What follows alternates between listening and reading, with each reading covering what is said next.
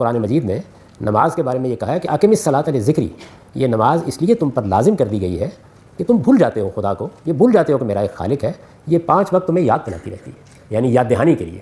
یہ ڈسپلن قائم کرنے کے لیے سیاسی لیڈر ہوتے ہیں۔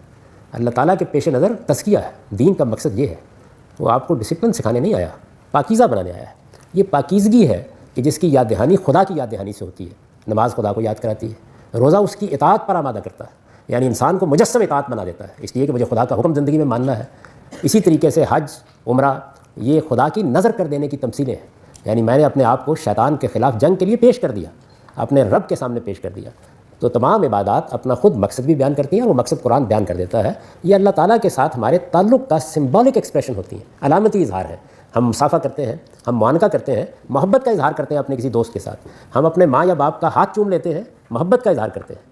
2 گز کا کپڑا پکڑ کے اس کو جھنڈا بنا لیتے ہیں، اپنے وطن کے ساتھ محبت کی علامت بنا لیتے ہیں۔ تو اللہ تعالیٰ سامنے موجود نہیں ہے، اس لیے ان کے ساتھ بھی ہمیں اپنے تعلق کا اظہار کرنا ہے۔ وہ تعلق کیا ہے؟